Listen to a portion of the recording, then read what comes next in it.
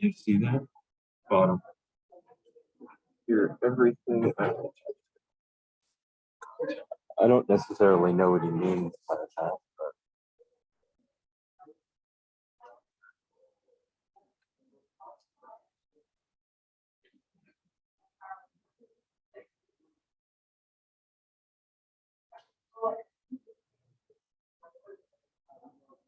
You ready? No, it's Huh.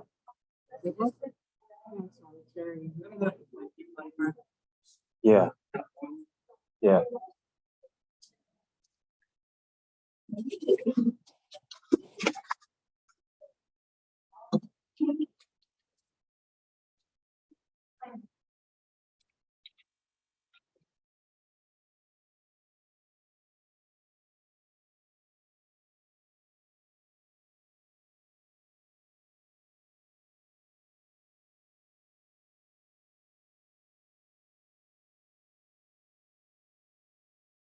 You hold it? Yeah.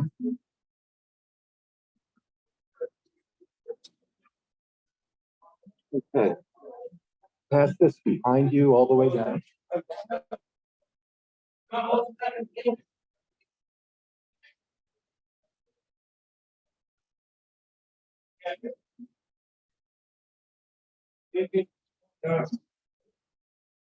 I got it. Thank you, everyone. Hi, this is Joe. Can you hear me?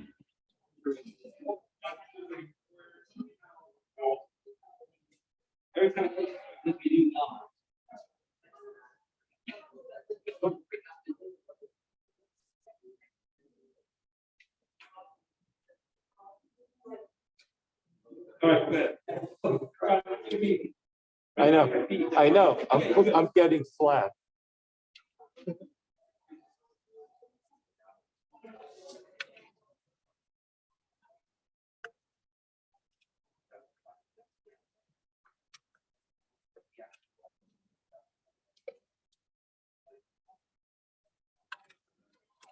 Thanks, Maceo. Can you also, okay. Got it. Thank you. Thank you. We have a green light.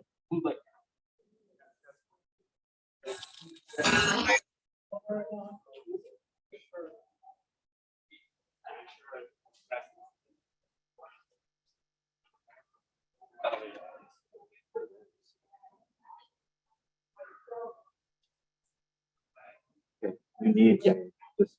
Yep. Yes, sir.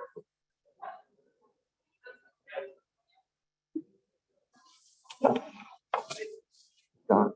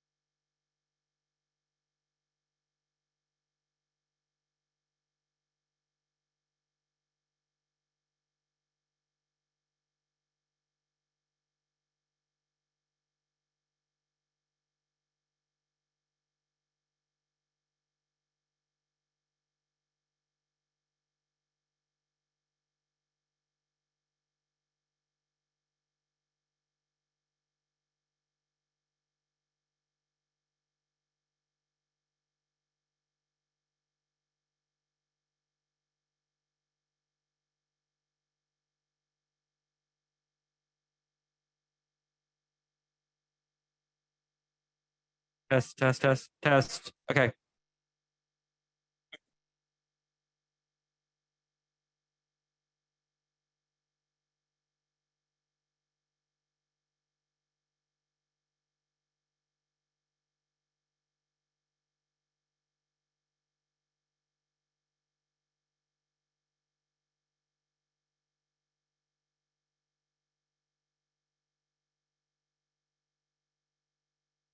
Good morning. Welcome to the Washington Ethical Society.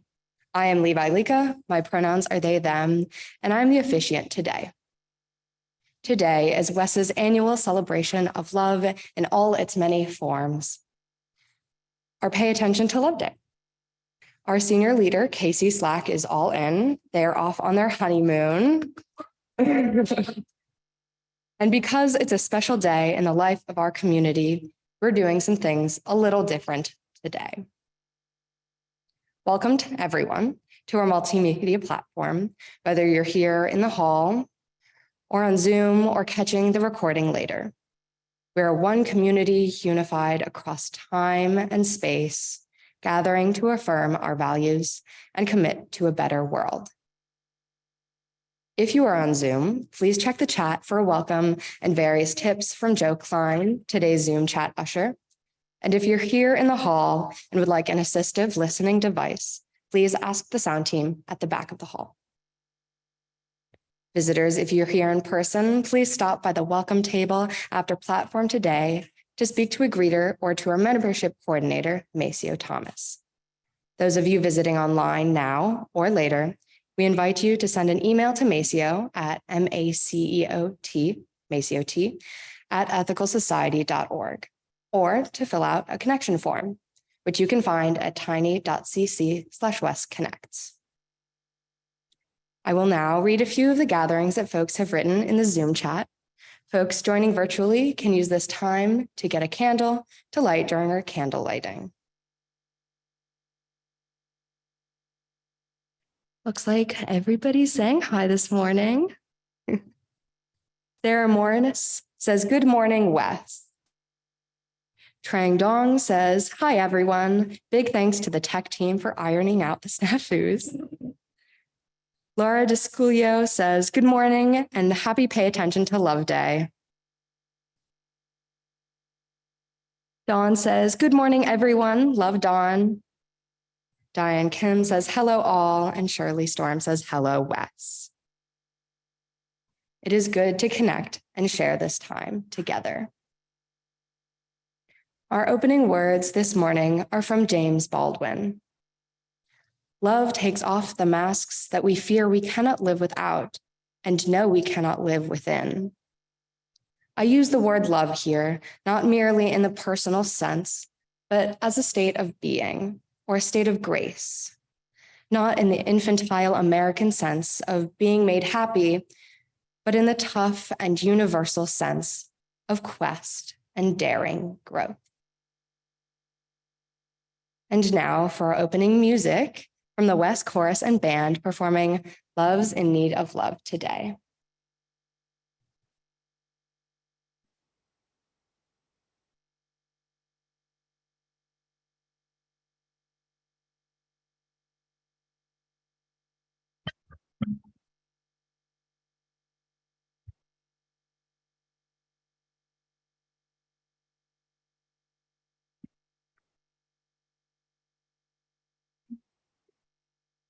On our evening drive, here's your friendly announcer. I have serious news to everybody. I'm about to say could be the world's disaster. Change your joy and laughter to tears and pain. It's that love today. Oh, today, send your sweet light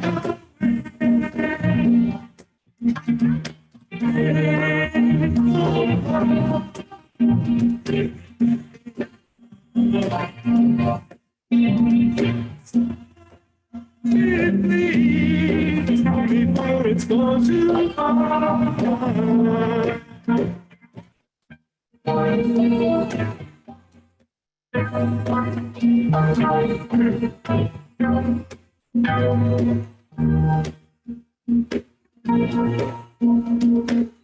the force of evil plan to make you its possession. And it will if we let it destroy everybody. We all must take precautionary measures.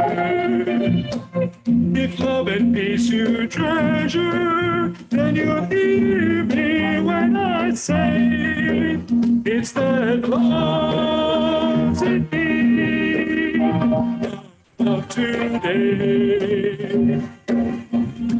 Don't delay, send your sin right away. Take time right, breaking many hearts. Stop it, please, before it's gone too far. Remember that love is in me of today. So please don't delay. Send your sin right away. You know that pain is going around breaking many hearts. We've gotta stop it, please, before it's gone too far. Stop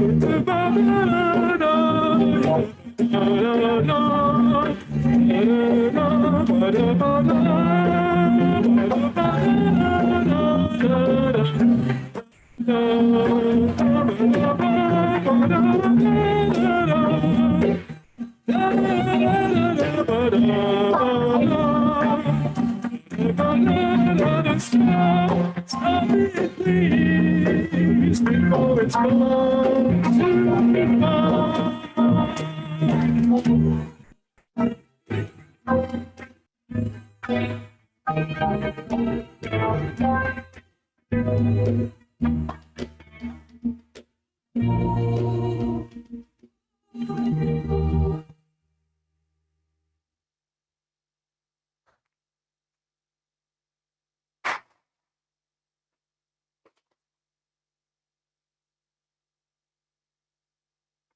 Welcome once again. Each week, we read our statement of purpose as a reminder of our shared values. If you are interested in reading the statement of purpose, sign up at tiny.cc/readsop.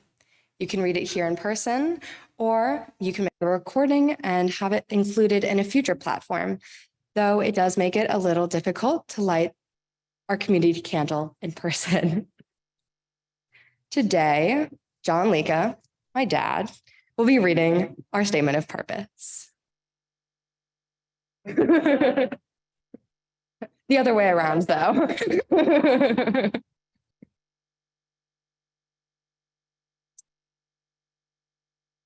Good morning.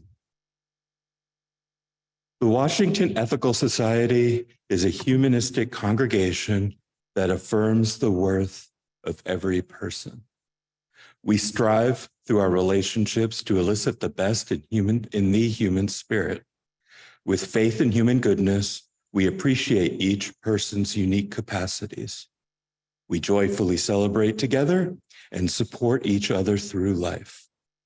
We nurture a sense of reverence and responsibility for each other and the earth. We warmly invite you to join our community of children and adults as we work for a world where love and justice cross all borders.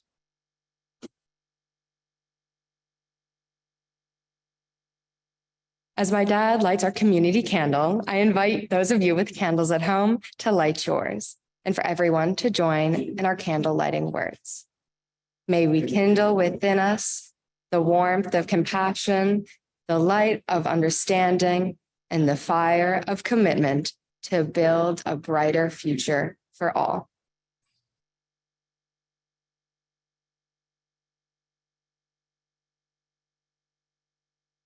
Today's story for all ages is No Matter What by Debbie Leori.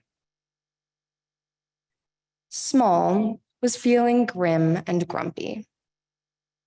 Good grief, said Large, what is the matter? I'm grim and grumpy, said Little Small, and I don't think you love me at all. Oh, Small, said Large, grumpy or not, I'll always love you, no matter what. If I were a grumpy grizzly bear, would you still love me? Would you still care? Of course, said Large, bear or not, I'd always love you, no matter what. But if I turned into a squishy bug, would you still love me? Would you give me a hug? Of course, said Large, bug or not, I'd always love you, no matter what. No matter what, said Small with a smile. What if I were a crocodile? I'd still hold you close and snug and tight and tuck you up in bed each night. But does love wear out? Does it break or bend? Could you fix it or patch it? Does it mend? With time together, a smile and a kiss, love can be mended with things like this. But what about when you're far away? Does your love go too, or does it stay? Look up at the stars. They're far, far away, but their light reaches us at the end of the day. It's like that with love. May we be close, may we be far, but our love still surrounds us wherever we are. The end.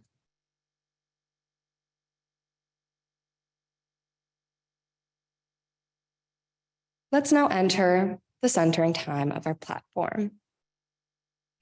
Each week, we ring this chime in solidarity with people around the world. Today, I am particularly mindful of the tens of thousands in Turkey and Syria who died from the earthquake, and the many thousands more who are struggling to survive in the devastation.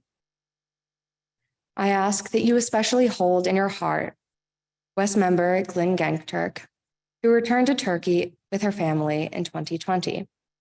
They are safe, but certainly facing many challenges in the coming months ahead. As we listen to the chime, let us remember our connection to each other and to the world around us.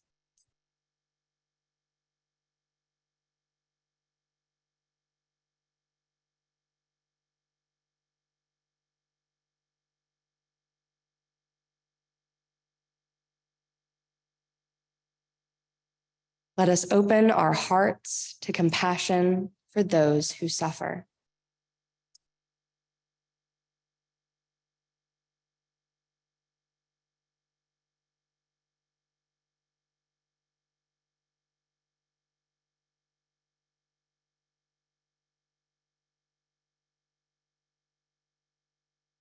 And let us commit ourselves to the work that calls for our love.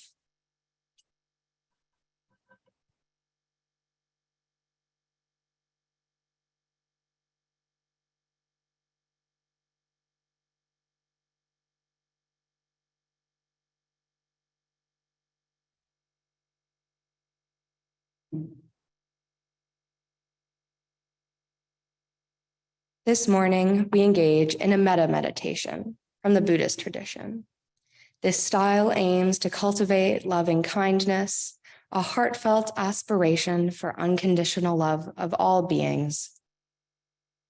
As Sharon Salzberg, leading meditation teacher and author of Loving Kindness, puts it, the practice of loving kindness is about cultivating love as a strength, a muscle, a tool that challenges our tendency to see people, including ourselves, as disconnected, statically and rigidly isolated from one another.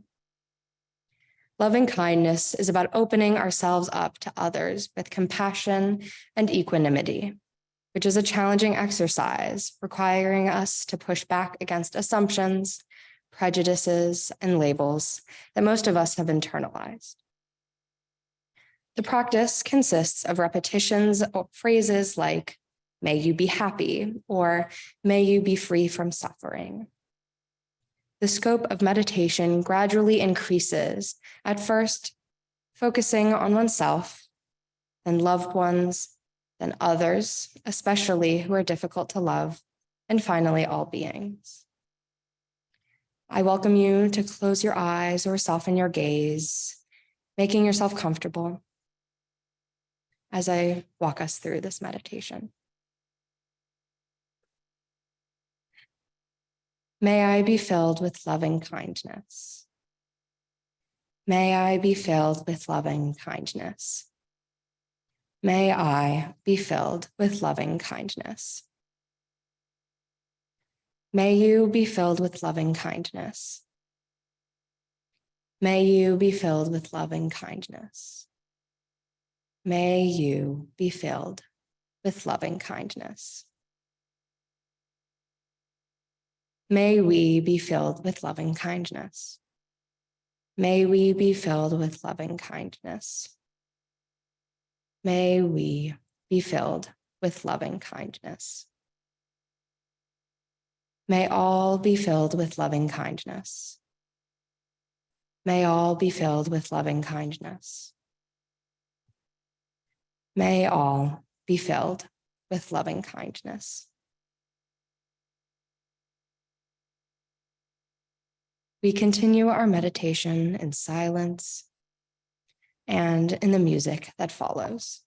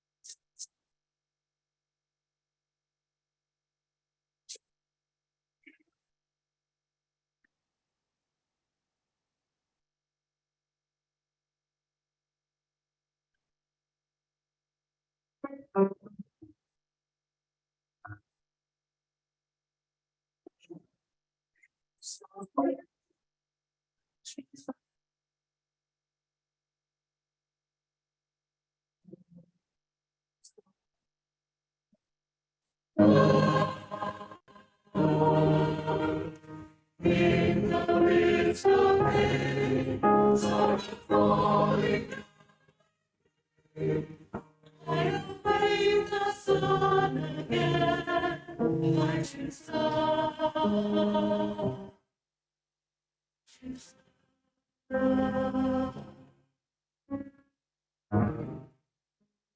For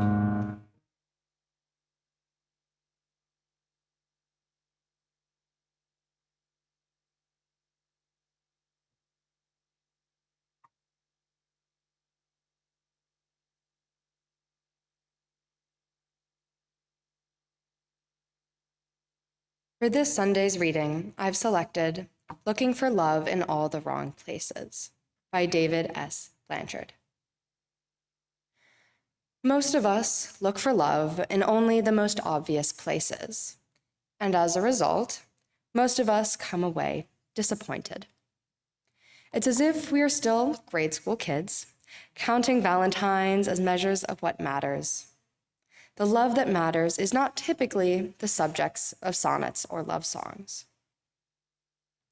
There can be love in being told we are wrong. There can be love in sharing a regret. There can be love in asking for help. There can be love in communicating hurt. There can be love in telling hard truths. There can be, most of us find it painful to live at a level of this love, but it can be there, even in these most unlikely places. It isn't the kind of love we've been promised in the fairy tales of princes and fairy godmothers, but it is the kind experienced by frogs and dwarves. It's the sort of love that can bring us closer to finding the missing pieces of ourselves that we need to make us whole. Some of the most loving things I've ever experienced I haven't been ready for, wasn't looking for, and nearly didn't recognize. A few of them I didn't want, but all of them have changed me, transformed some part of me, filled in a place that I didn't even know was empty. When the Valentine has been tucked away in a drawer, the candy eaten, the flowers faded and gone, there will be other legacies of love that will last as long as we do. Because they have brought us together and brought us to know an element of life, part feeling, part idea, part mystery, that once known is ours to keep. This Sunday, our platform presentation will take a different format. Presented by members of the officiant team, Perry Bider, Judy Myers, Karen Schofield-Lika, and Rajesh Vidyadhar, discussing Love is a Verb.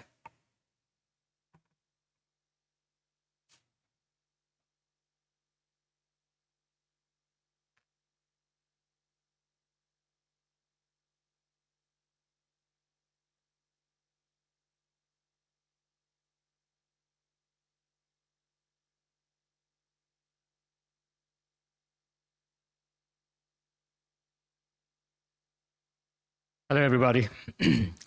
So today, as Levi just said, we're going for a different type of structure for the platform, slightly different. Obviously, the theme is love. And appropriately, Casey and Caitlin are away in Disney World on their honeymoon. And so we got together, the efficient team, and noodled ideas on what we would do on the theme of love. Perry came up with the idea that we could maybe do a round-table discussion format, and so we adopted that. We came up with 6, what we hope are provocative questions about love. In the first instance, we will share with you some of our personal perspectives on those questions and stories about our lives that connect with that.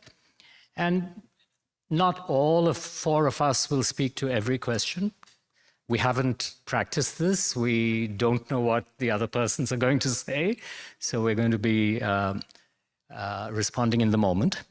Later in the platform, we will break into small groups, and the community as a whole will have a chance to discuss whatever comes up for them on the basis of the platform or something else, so that we can add to the sum total of what everybody's thinking on the theme of love.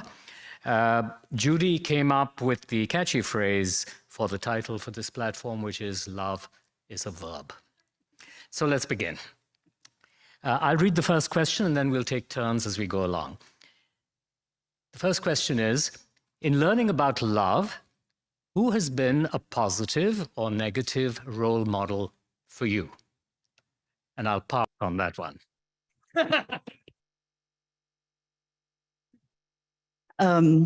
So I will say that my parents, and in particular my mother, is a great role model as somebody who mostly what I've really been impressed by is her ability, even when being actively unloved by people, and she has been experienced, unfortunately, some very challenging relationships and dynamics.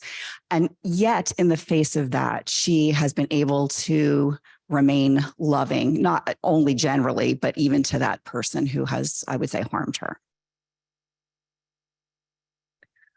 The person who really represented love for me growing up was my aunt, my father's sister, who was one of the things she was famous for was always knowing the exact correct size of clothing that anyone needed, no matter how long it had been since she had seen them. But she really was the person who she had 3 sons, and so she really enjoyed having a female to love. But she really demonstrated just sweetness and real unconditional love. So my father is both a positive and a negative role model for me when it comes to love. Alita knows this.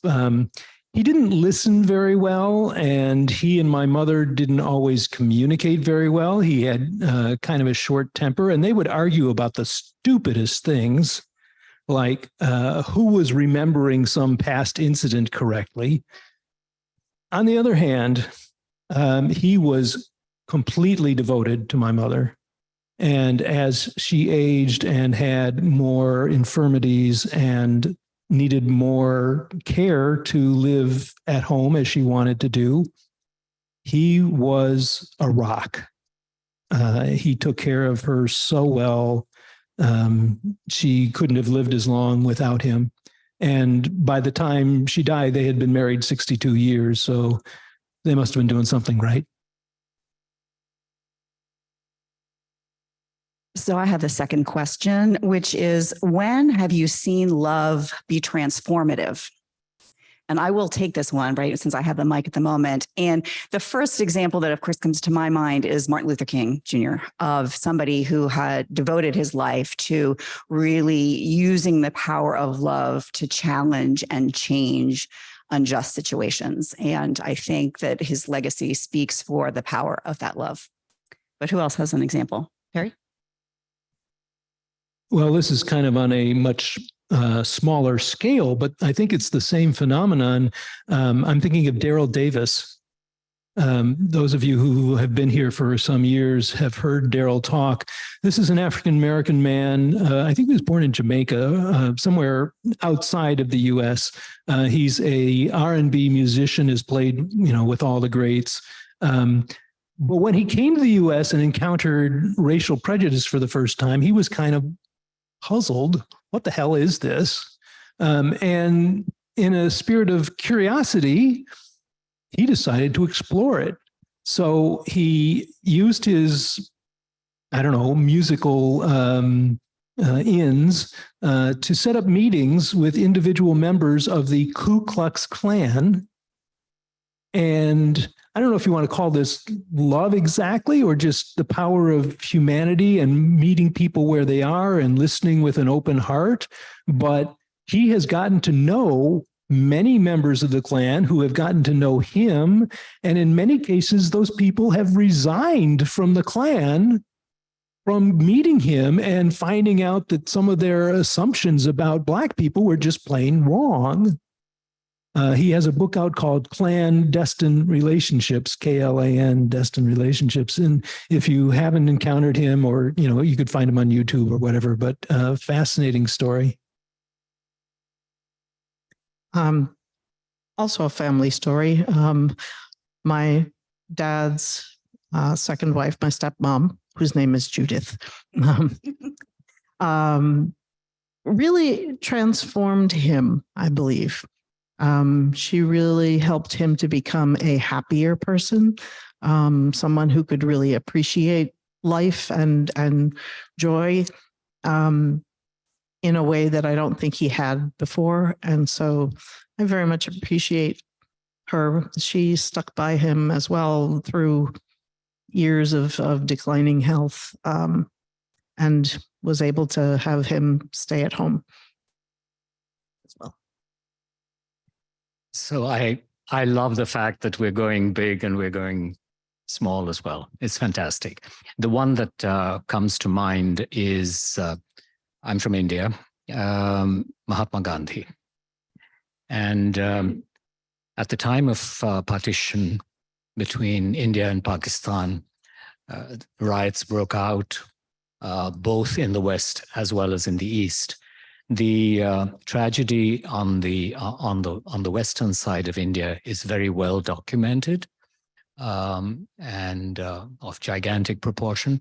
But I'd like to talk about what happened on the eastern side in Bengal, where riots had broken out and there was fear that there would be mass bloodshed. Mahatma Gandhi, the simple, frail, gigantic guy, actually traveled to the city of Calcutta, lived in the house of a Muslim opponent to the Congress Party.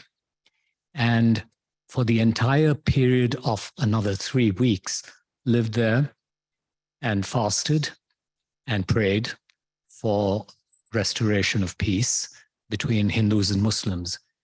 And it's an amazing act of love because single-handedly he was able to change the tide of violence and restore peace.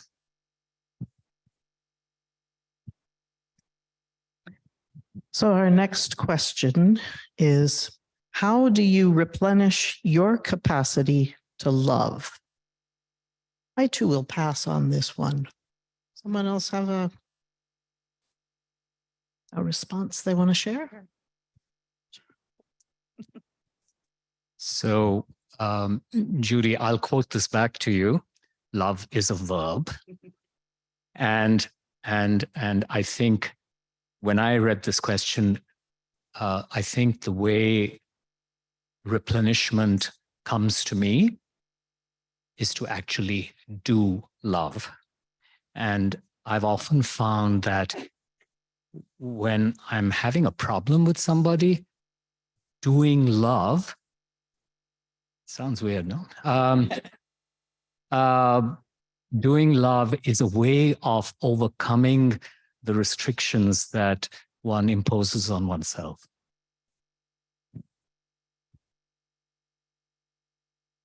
Okay, moving on to our next question. How have you handled the challenge of self-love? I have a story about this one. When I was a child, I had a picture book called Dr. Goat.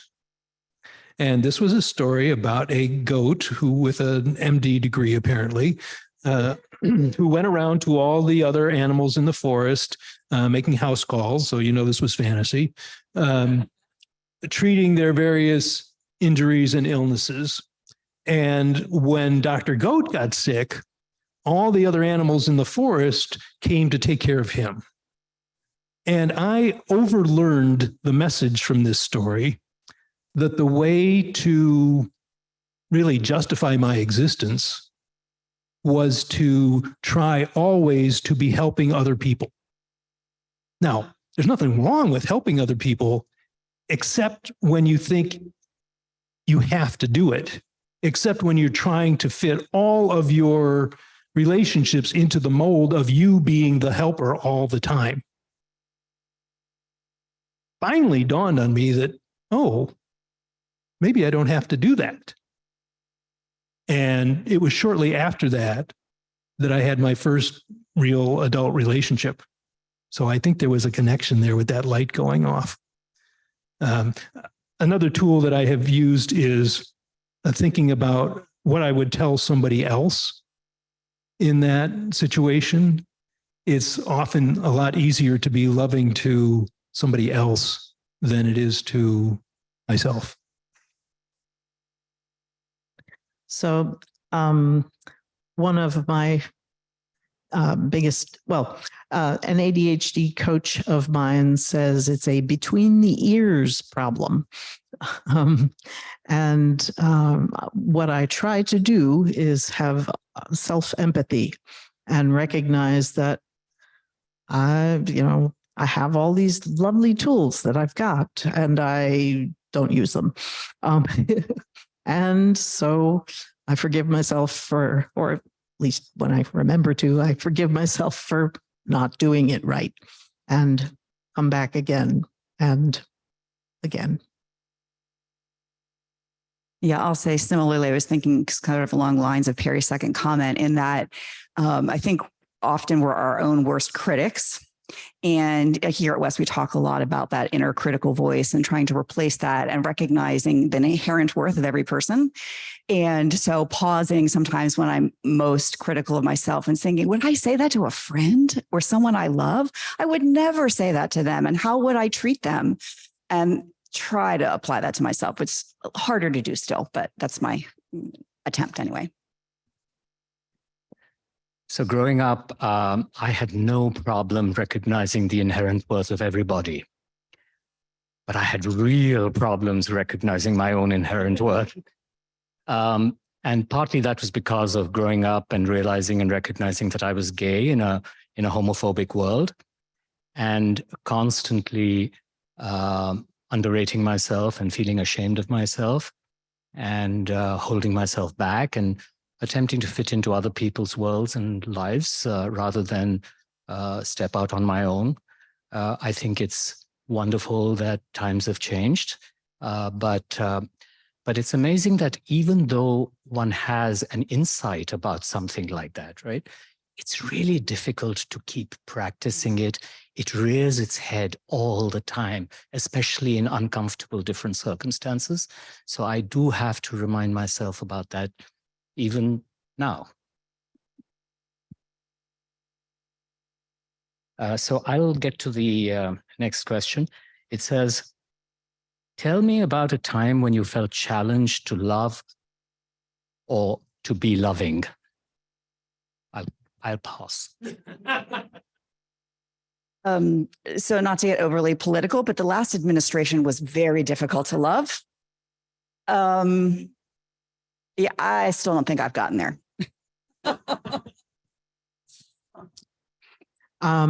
When my mother died, 1998, I think, I believe that my sister, my middle sister, thought my mother had always been sort of the scapegoat for everything that was wrong or unpleasant in our family. And I believe that my sister thought she needed a new demon, and I got elected.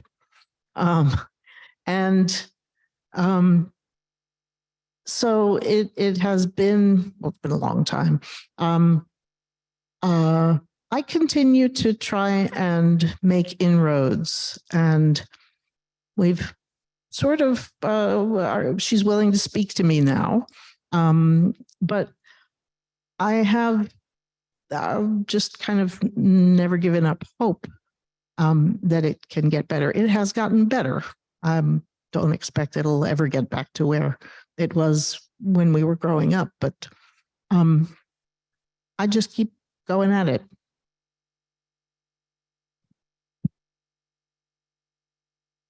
Well, I admire you for keeping going at it. I can't say that I've really done the same thing with my brother, who is a Trump supporter.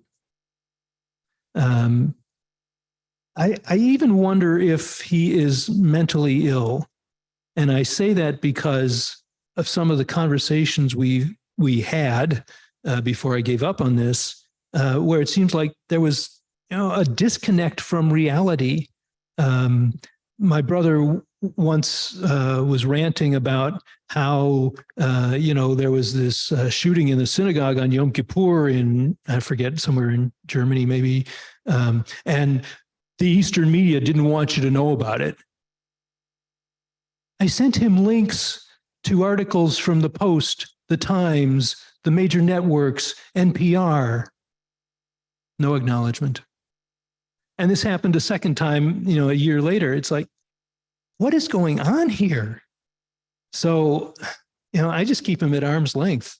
I don't know what else to do. We have one more. Yep. So our final question is, what have you learned about love from WES? And I'll go first on this one too. So I learned about parenting at WES. I think when yeah. So the proof in the pudding. When I first came to WES, and John then eventually also started coming to WES, we were in a phase of we were not going to be parents. And I had fabulous parents, really, truly fabulous parents, for which I'm very blessed. And I thought I could never rise to that occasion, to that bar. And not that there are not fabulous parents here at WES. There are fabulous parents here at WES. But what I really learned, sort of two things. One is that there are 1,000 ways to be a parent. And do all kinds of other things too, right? And so that being able to see lots of examples, and also being able to see people working at it, right? Like you try, you make mistakes, you blow it up badly, you fix it, all those kinds of things. So I really learned a lot about love being a verb for sure. And I also will say that the food brigade, right? That whole, everybody rushes in to take care when someone is in need or to celebrate together. And so that whole, very much, it takes a village, and all the things that this community does in terms of helping to reinforce our values and be an extended family to our offspring is very valued. So this is really important to me because I think I have finally discovered a community where, for the most part, I'm seen as an individual human being. And I feel as if I can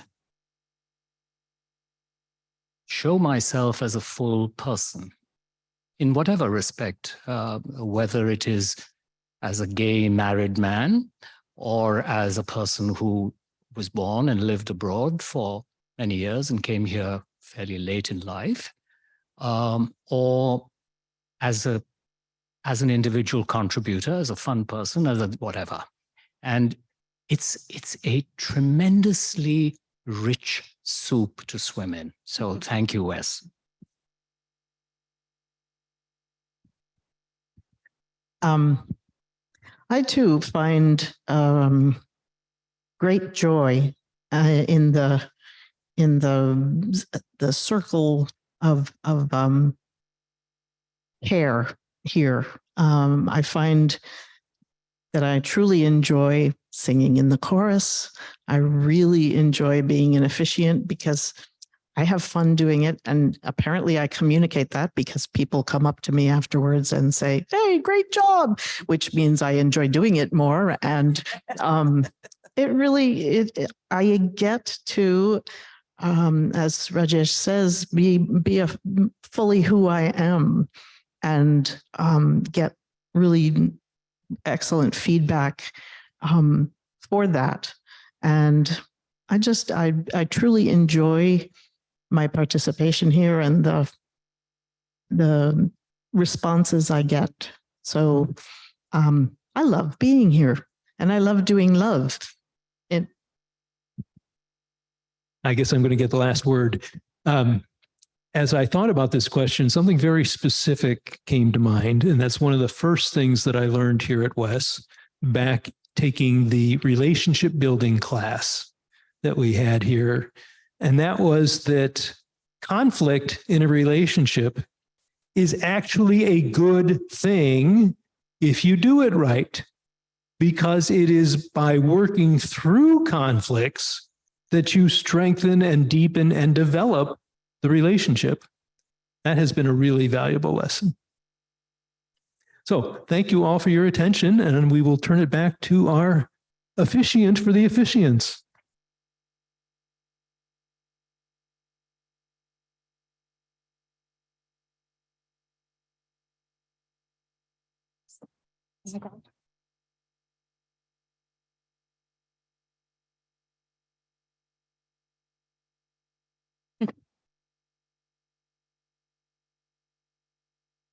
Thank you again so much, Harry, Judy, Karen, and Rajesh. In a few minutes, we will have our community sharing time, but we'll be doing so differently than usual so that you can have a rich experience together. While we listen to today's musical response, you might prepare by reflecting on your own answers to the questions posed by the panel.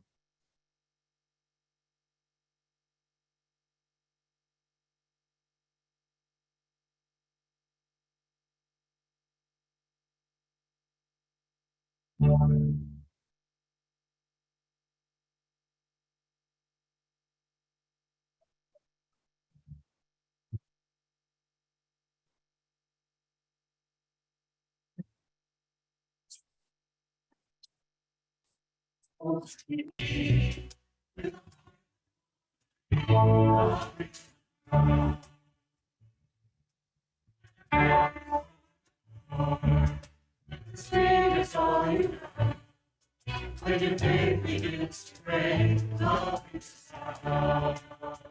Love is sound. Love is sound.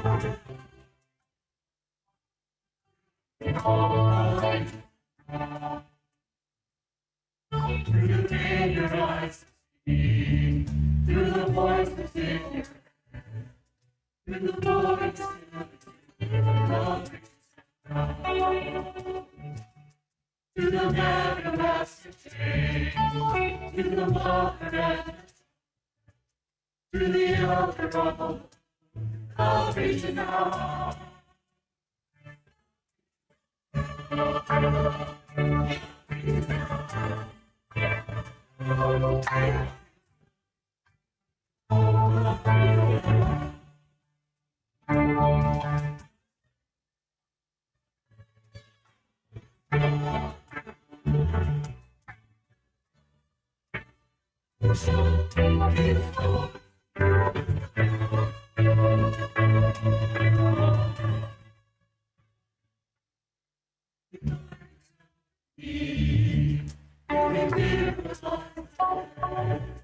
If we forge a path, love is found. Replace the state when the road begins to heal. Love is found. Love is found.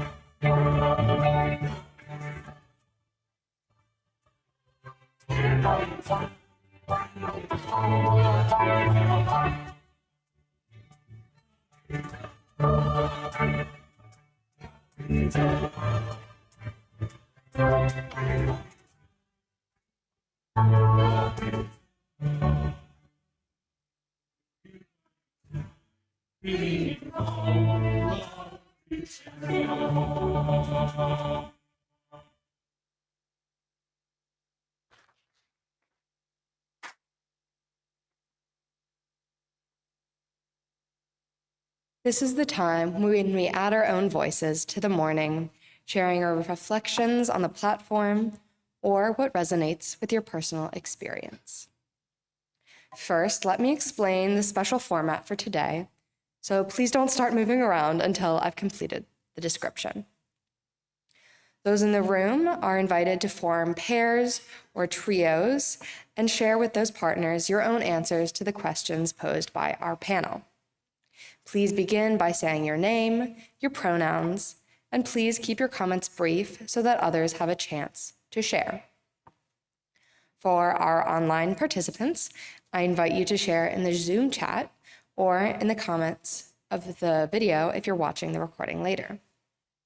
We'll have 10 minutes for this sharing time.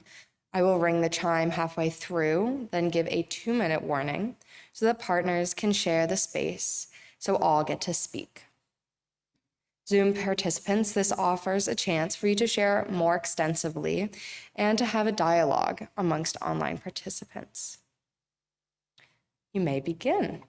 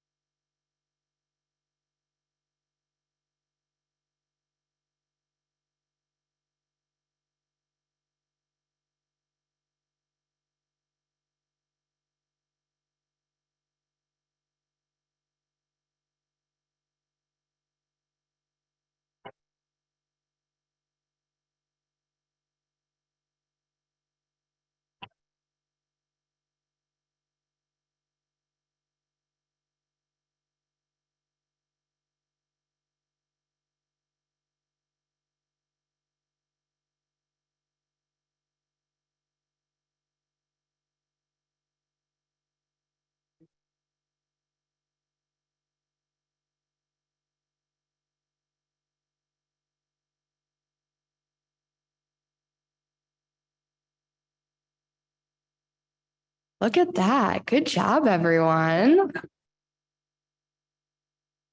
Thank you all to who shared their thoughts and attention. Just as we share our perspectives in this community, so too do we share our resources and gifts. Here at WES, we split all undesignated gifts in the Sunday collection between our operating budget and a fund dedicated to justice and compassion. This month, we're sharing half of the offering with Remora House, DC. Centered in mutual aid principles, Remora House provides material support and advocacy for unhoused and recently unhoused people in Washington, DC. People with disabilities are disproportionately likely to be unhoused. Providing direct assistance and support to our unhoused neighbors is a vital part of doing the work of disability justice. So let us all take a moment to prepare to respond to the invitation of generosity. For those who are able to respond, we offer several options. As noted on the screen, the number to give by text is 202-335-1885. And you can donate online as well via tiny.cc/wesgives, or by clicking give on our website, ethicalsociety.org. You may also place cash or a check in the basket at the back of the hall on your way out, or you can always send a check by mail. We thank you for your generosity, and we will now receive gifts of music.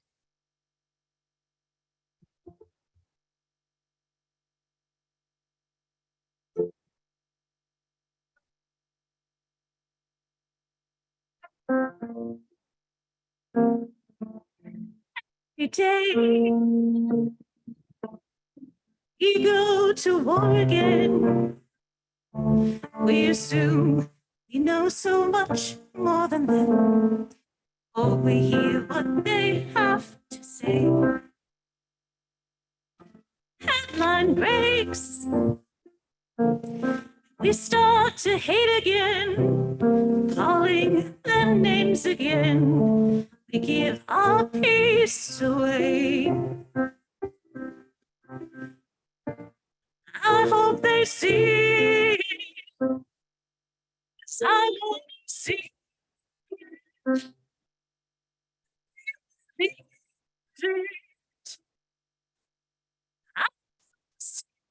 I want to see.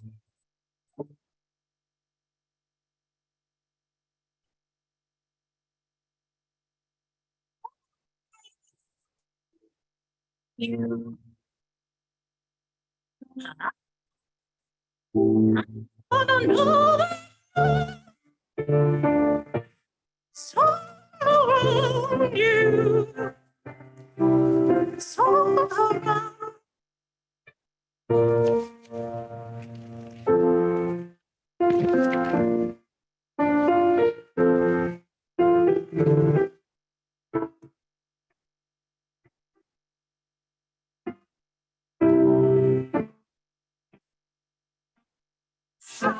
Day by day, all fades away again. We know there is pain within. We can't medicate. Learn to feel, to begin again. Open our eyes again to see our brother's pain. I hope they see it, 'cause I wanna see it. We believe.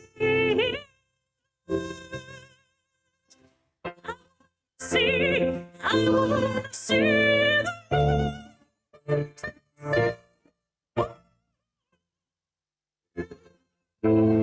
all of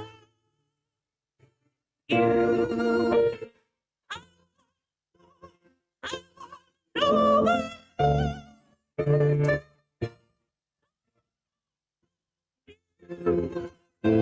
So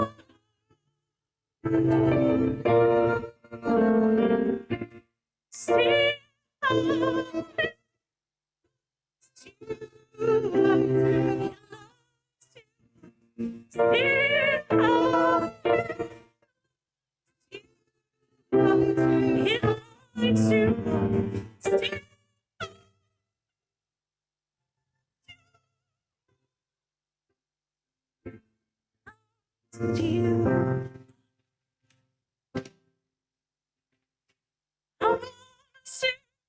I wanna see the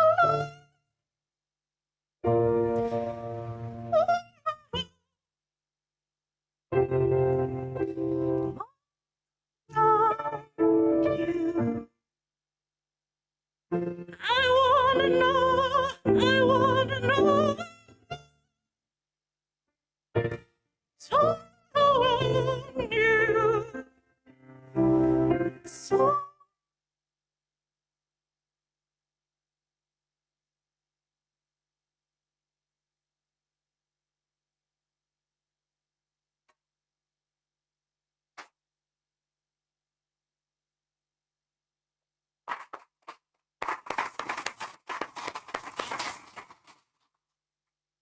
Thank you so much to the many people who helped create this morning's time together.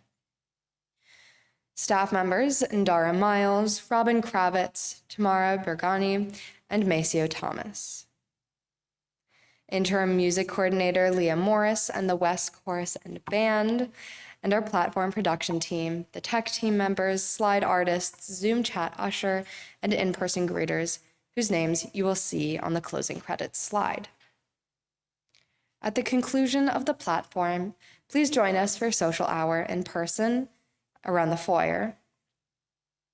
First, though, I want to mention a few things upcoming in the life of our community. WES families and youth are encouraged to connect with the middle schoolers from the UU Church of Westport, Connecticut during their project visit and stay at WES February 17th through 20th.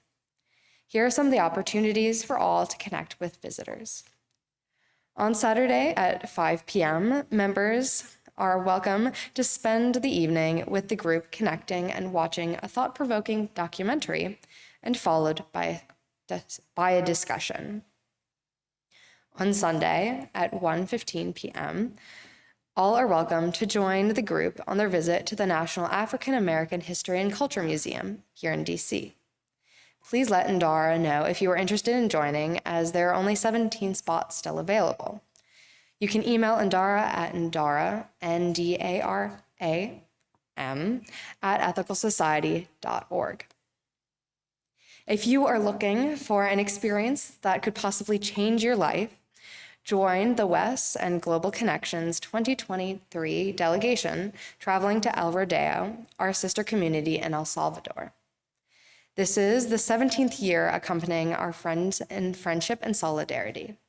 Each annual delegation involves cross-cultural and social justice work, exploring lush green hills and getting to know the amazing people of El Rodeo.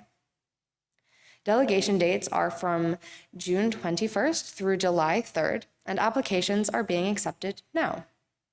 For more information, you can contact Peggy Gates when looking her up on our members' contacts. Gates is spelled Goetz. This list can be found on the members area at ethicalsociety.org, or you can search for Global Connections on the website. Also, I want to remind all of you of an email that was sent from Trish Whale. Trish is leading an effort to reach out and reconnect members who we haven't seen at WES for a while since the pandemic. Trish needs volunteers for this outreach, and if you would like to help, please contact her. Her contact details are also in the address book in the Members WES section of the website. Trish is also here today, and you can connect with her in person in the lobby this morning. That is the conclusion of today's announcements, and as always, you can find information about opportunities to connect in the WES Sunday links or news and notes emails, or on the calendar page of WES's website, ethicalsociety.org. I thank you all for being part of Platform today, whether in person, via Zoom, or watching later. I now invite you to sing together in our song of the month. Speaking of opportunities to change your life, I just want to let everybody know the chorus will sing again in April. In March, on March 26th, members of the chorus will be providing the music, but not the chorus as a whole, which means that we'll have at least 6 rehearsals before we sing again in April, which means that this is a good jumping on point or re-jumping point. Anyway, if you would like some more time before having to do a platform, this is a good chance to do that. You're welcome to come to rehearsal on Wednesday. Yes. For those of us who have been longtime members, the chorus has tried to reproduce as closely as possible the Doris Justice version of Give Yourself to Love. Feel free to sing along the whole thing. If you are newer and you don't know the song yet, you'll get 4 chances at the refrain. I'm sure you'll pick it up.